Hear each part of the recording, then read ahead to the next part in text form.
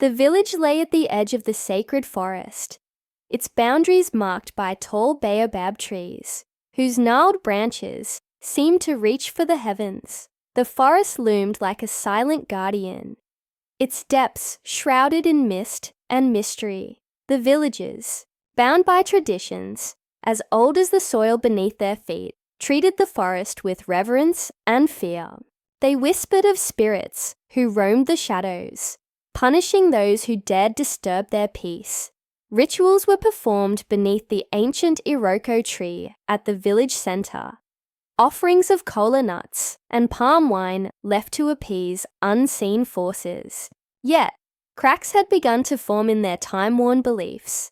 The younger generation, eager to embrace the promises of the modern world, spoke of machinery that could plow fields faster and roads that could cut through the forest depths. Elders would shake their heads at such talk, their warnings sharp. The forest watches, and it remembers. Disrespect it, and you invite disaster. But these were restless times, and even the sacred boundaries of tradition could not contain the whispers of change. Okoye was a man of the land, his skin darkened by the sun, and his hands calloused from years of labor. His farm flourished where others faltered, a testament to his wisdom and harmony with the earth. Villagers often sought his counsel, for he was fair in judgment and gentle in speech. Yet unease had crept into Okoye's heart like a shadow. Strange things had begun to happen on his farm. Crops that once thrived withered overnight, and the laughter of his children was replaced by the unnerving silence of missing livestock. At night, he would sit by the fire, staring into the flames as if searching for answers that eluded him. One evening, as the last light of the sun painted the horizon in hues of gold and crimson, Okoye turned to his wife. "Nkechi," he said, softly, "do you feel it too? The land, it is restless." Nkechi's hands trembled slightly as she ground millet in the wooden mortar. She avoided her husband's gaze, her voice steady yet tinged with unease. "Perhaps it is only the seasons, my husband. The rains have been unkind." But Nkechi knew it was not the rains. There was a heaviness in her chest, a secret she had carried for years, one that now pressed against her like a burden too heavy to bear. Her mind flickered to memories she had long buried, of her family's betrayal, of promises broken beneath the watchful eyes of the forest. She pushed the thoughts away, forcing herself to focus on the rhythmic pounding of the pestle. At the heart of the village sat Chief Adu, a man whose voice commanded respect and whose eyes gleamed with cunning. He was the guardian of tradition, the bridge between the living and the spirits. Yet beneath the layers of wisdom he wore like a robe lay a hunger for power, a hunger that whispered promises in the dark corners of his mind. He sat beneath the Iroko tree, his staff of office resting across his lap. Villagers gathered before him, their faces etched with worry as they spoke of the misfortunes plaguing their land.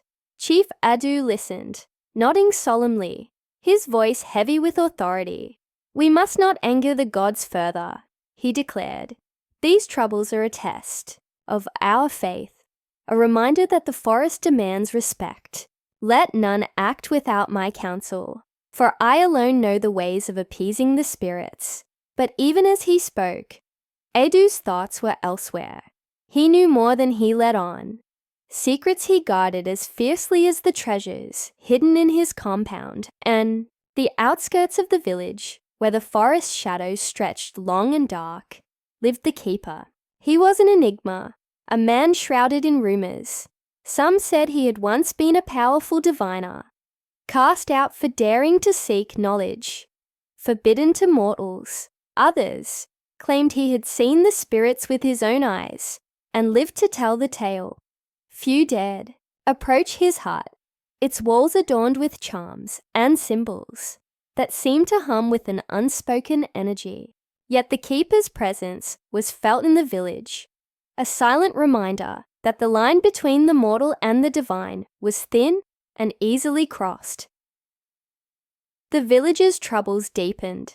Crops failed inexplicably, their leaves curling as if scorched by an unseen fire.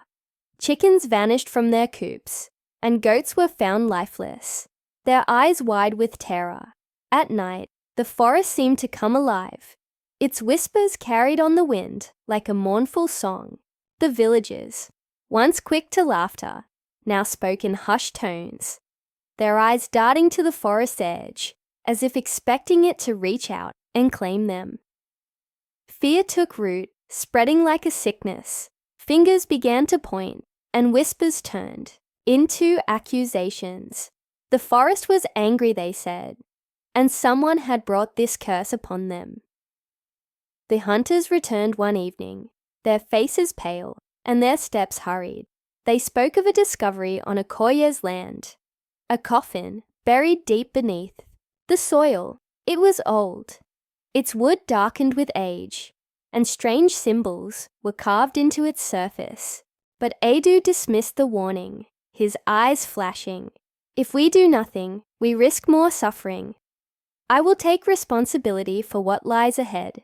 The villagers gathered around the coffin as it was lifted from the earth, their breaths held in anticipation. The lid creaked open, revealing its contents. A carved effigy of a human figure, wrapped in tattered cloth and covered in symbols that seemed to writhe under the torchlight. A single note, written in an ancient dialect, lay atop the effigy. It read, "What you seek is not here, but what you disturb will follow." The villagers screamed, their fear spilling into the night. The keeper's voice rose above the chaos. A single word of warning, "Run!" And so they did, fleeing into the darkness as the forest watched in silence, its secrets unearthed and its patience worn thin. The sun dipped low on the horizon as the coffin was dragged from the earth, its surface slick with the sweat of the men who had unearthed it. A heavy silence fell over the gathered villagers, the kind that clung to the air and pressed against their chests. Okoye stood motionless, his fists clenched at his sides, as the wooden lid creaked under the touch of Chief Adu's staff. "Open it!" Adu commanded, his voice steady, but his eyes betraying a flicker of unease. The lid gave way, and the gasps that followed rippled through the crowd like waves breaking on a shore.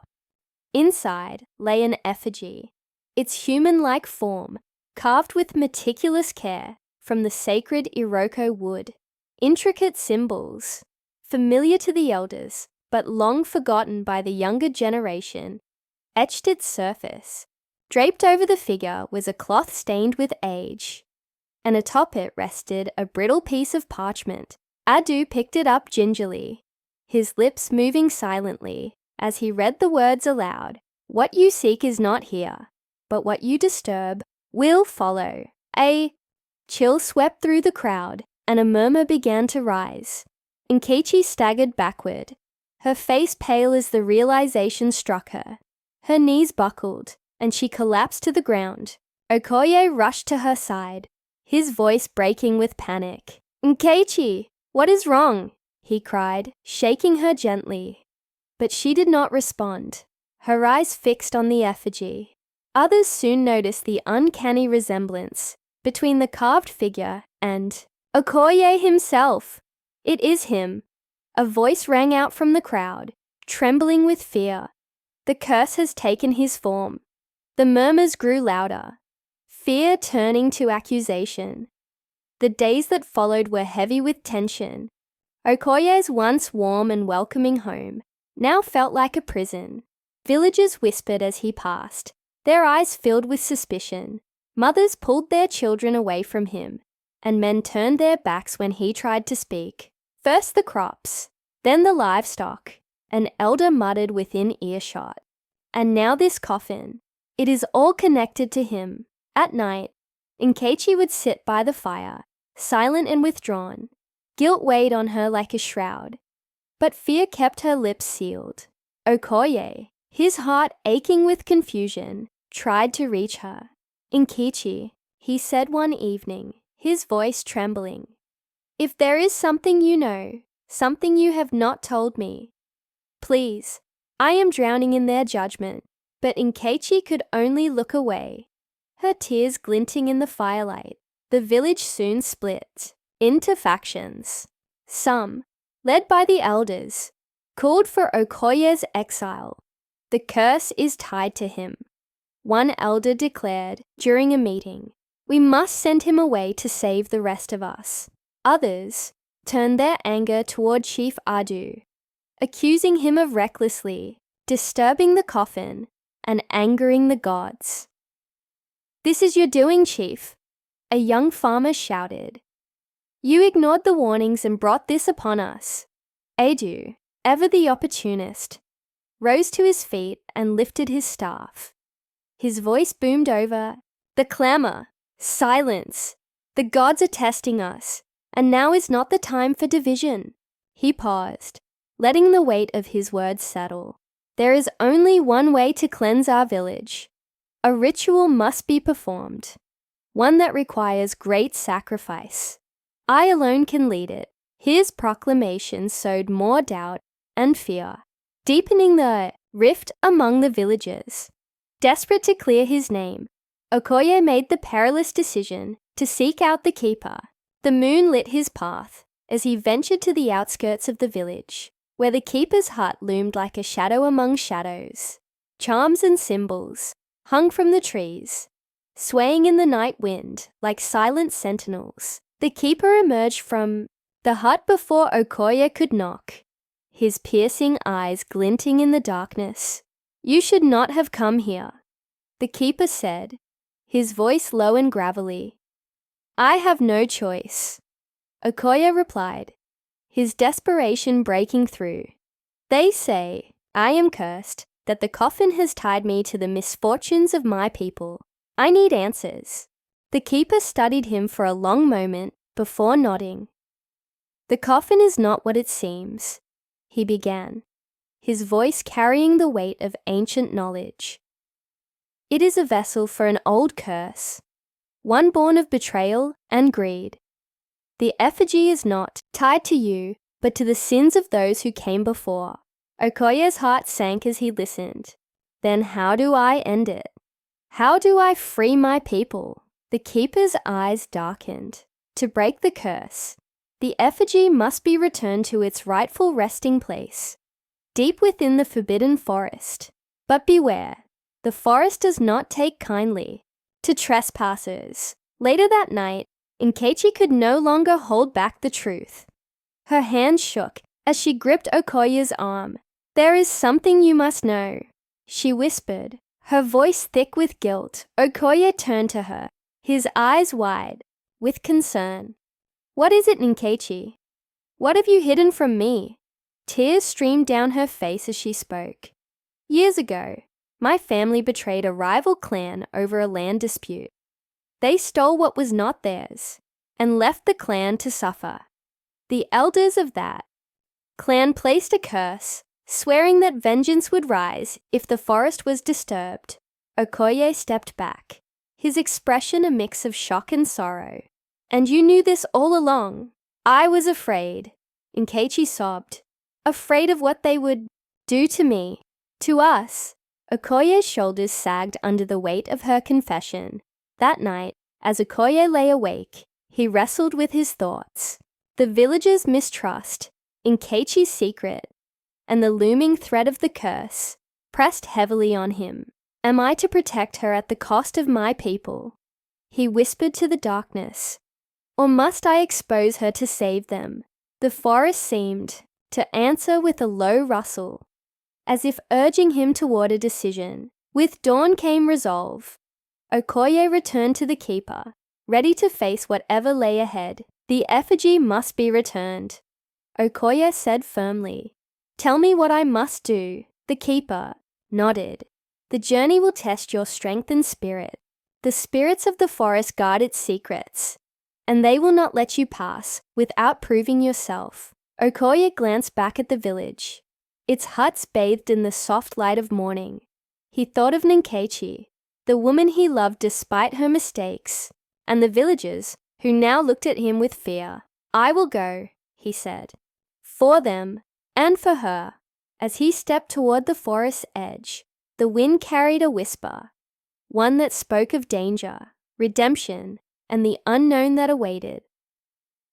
The forest loomed ahead, its darkness a wall of shadowy branches and twisting vines. Okoye tightened his grip on the effigy, its wooden surface cold in his hands. Nkechi walked beside him, her steps unsteady but determined.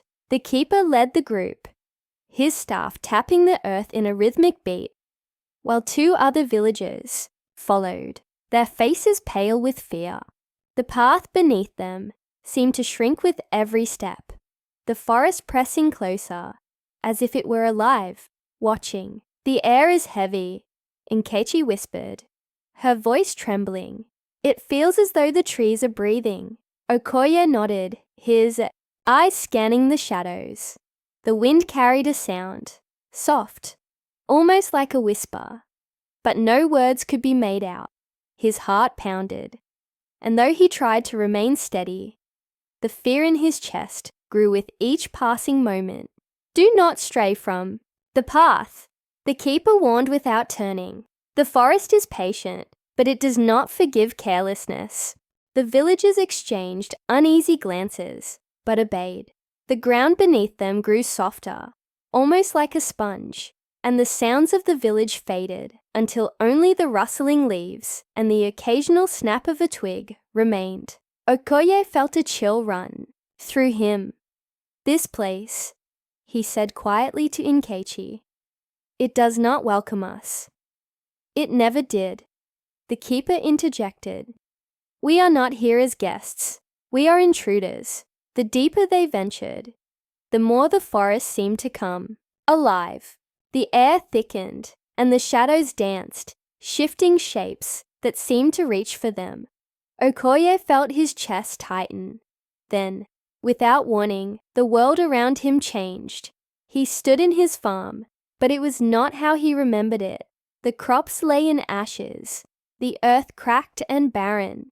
A figure emerged from the smoke. It was his father, his face twisted in disappointment. "You have failed us, Okoye," the figure said, its voice echoing like a distant drum. "The land suffers because of you." "No," Okoye shouted, clutching his head. "I have done everything I could. I have given all of myself." The figure's eyes burned into his. "And yet, here we are." Okoye fell to his knees, the weight of the vision unbearable. But as quickly as it came, the farm disappeared, and he was back on the forest path. Nkechi was shaking his shoulder, her face pale. "What did you see?" she asked, her voice edged with panic. Before he could answer, Nkechi gasped and stumbled back. Her surroundings had changed. She saw her family, her father, mother, and brothers, sitting around a pile of gold, their laughter echoing like a curse. Behind them, a shadow loomed, growing larger with every coin they counted. "This is what your greed has wrought." A voice boomed, sending a chill down her spine. "You took what was not yours, and now the forest claims its due." Tears streamed down Nkechi's face as the vision faded. She clutched Okoye's arm. "I saw them," she whispered. "I saw the truth of what we did." The keeper turned to them, his face unreadable. "The forest is testing you. It will show no mercy." Behind them, one of the villagers screamed. A shadow had wrapped itself around his legs, pulling him toward the trees. The others tried to grab him, but their hands slipped through the dark tendrils as though they were smoke. The villagers' cries echoed once, then faded into silence. The group pressed on, though their steps were heavier now, each burdened with fear and guilt. The sound of rustling leaves grew louder. It was unnatural, like 100 voices whispering at once. From the shadows, Chief Adu stepped into the clearing, his face lit with a cunning grin. "You thought you could solve this without me." Adu's voice was sharp, cutting through the air. "You forget who holds the power in this village." The keeper's eyes narrowed. "You should not have come. I had to." Adu replied, spreading his hands. "The curse. You think it is tied to Okoye? To this forest? No, it is tied to me, and I will not let you ruin everything." Okoye stepped forward, his voice trembling with rage. "What are you saying, Adu? What have you done?" Adu laughed bitterly. "It was I who placed the coffin on your land. I needed someone to bear the blame. While the village turned against you, I planned to strengthen my hold on them. They would have turned to me for answers, for salvation. You used me." Okoye's voice broke. "You brought this curse upon all of us." Before Adu could respond, the ground trembled. The air grew colder, and a mist rose from the earth, swirling around them. Shadowy figures emerged, their forms shifting and dark, their eyes glowing like embers. "Betrayer!" one of the spirits hissed, its voice a rumble that shook the ground. "You desecrated our sacred grounds. You stirred the curse with your greed." Adu fell to his knees, his arrogance melting into terror. I meant no harm. Spare me." The spirits encircled him, their whispers growing louder. "No harm. You turned your people against one another. You used their trust for your own gain." Okoye and Nkechi stood frozen, their hands clasped tightly. The spirits turned to them, their gazes piercing. "And you," they said, "what will you give to undo this?" Okoye stepped forward, his voice steady, despite the fear in his heart. "Take me, let me bear the curse. Spare my people and my wife." The spirits paused, their forms flickering. "A noble offer," one said, "but there is more to this tale, a truth yet untold." Nkechi's knees buckled as she stepped forward. "It is my fault," she said, her voice breaking. "My family's greed began this. We betrayed a clan, stole their land, and left them with nothing. This curse is our punishment." The spirits surrounded her, their forms solidifying. "You confess, but do you truly regret? Words are wind. Show us your heart." Nkechi gasped as visions engulfed her. The suffering of the rival clan, their children crying for food, their elders dying in despair. She fell to her knees, sobbing. "I was blind to their pain. Forgive me. Forgive us." The spirits seemed to soften. "Your remorse is true, but balance must be restored." The keeper stepped forward, his voice solemn. "What must be done?" The spirits turned to Nkechi. "Her life is tied to the effigy. It must remain here, buried in the forest, and so must part of her spirit." Nkechi, though weakened, nodded. "If it will save my people, I accept." Okoye's voice cracked. "Nkechi, no." She placed a hand on his cheek. "This is the price we must pay." Together, they buried the effigy beneath the ancient tree, their prayers mingling with the whispers of the spirits. As the final shovelful of earth covered the effigy, the forest grew silent. The spirits faded, their anger replaced by a quiet peace. Okoye and Nkechi, though shaken, stood together as dawn broke through the canopy, signaling the end of their harrowing journey. The group emerged from the shadows of the forbidden forest, their steps heavy and slow. The air outside felt lighter, but it carried the weight of what had transpired within the sacred trees. Okoye walked at the front, the faint morning light casting a long shadow behind him. Nkechi followed, her frame weaker than before, but her head held high. The keeper brought up the rear, silent and watchful. Behind them, the forest seemed to hum, its whispers fading as the village huts came into view. At the edge of the village, a crowd had gathered. Men, women, and children stood in silence, their faces a mixture of fear, curiosity, and shame. Mothers clutched their children tightly, while the elders leaned on their staffs, their expressions grave. All eyes were on the returning group. Okoye stopped before them, his voice steady but heavy with emotion. "We have returned," he said, "but the truth we bring is not an easy one to bear." The crowd murmured softly, their unease growing. Okoye glanced at Nkechi, who nodded faintly, her eyes urging him to continue.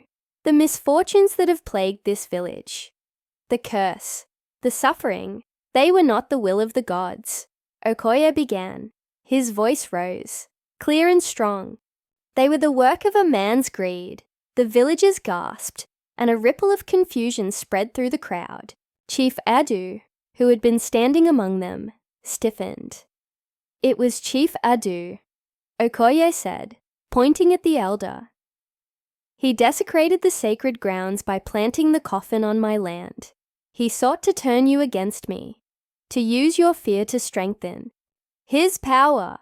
All eyes turned to Adu, who raised his hands defensively. "Lies!" he shouted. "Okoye speaks out of anger, not truth. The keeper stepped forward, his deep voice cutting through Adu's protests. "The spirits themselves revealed your treachery, Adu. You cannot hide from what you have done." The crowd erupted in cries of disbelief and outrage. Adu fell to his knees, his face pale. "Please," he begged, his voice trembling. "Forgive me. I did it for the good of the village." "The good of the village," one of the elders echoed, his voice trembling with anger. "You brought this upon us. You endangered us all." The elders convened briefly, their faces grim as they spoke in hushed tones. Finally, the oldest among them stepped forward. "Chief Adu," he said, his voice heavy with finality, "you are no longer welcome here. Leave this village and do not return."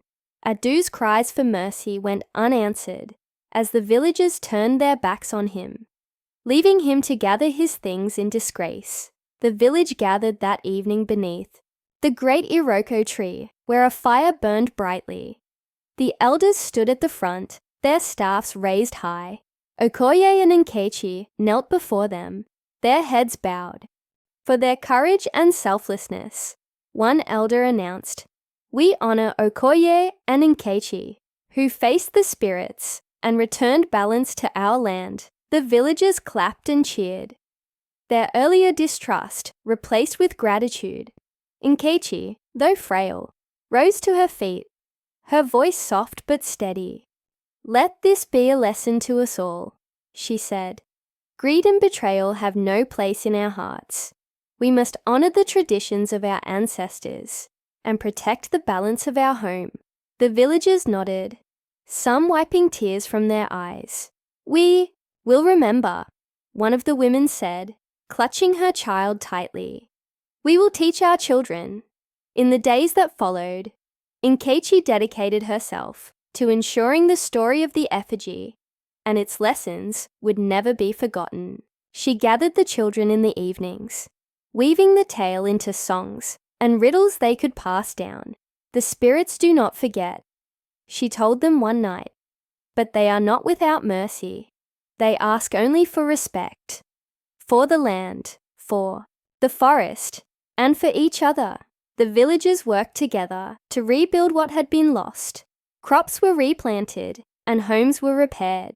Elders and younger men and women came together to create new rituals that honored the spirits while allowing room for the changes brought by modernity. "We must find balance," an elder declared during one gathering. Just as the forest had taught us, the village began to thrive once more, its people united by the trials they had faced. One morning, Okoye walked alone into the forest. The path to the effigy's resting place was quiet, the trees no longer whispering as they once had. When he reached the spot where the effigy lay buried, he knelt on the soft earth, bowing his head in silent prayer.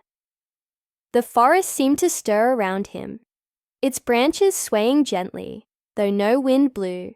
A faint voice, like the rustling of leaves, reached his ears. "Peace has returned," it said. "You have restored balance." Okoye smiled, a tear slipping down his cheek. "Thank you," he whispered, his heart filled with both sorrow and gratitude. As he stood to leave, the forest grew still once more, its whispers fading into the hum of life. Okoye turned back toward the village, ready to face the dawn of a new day.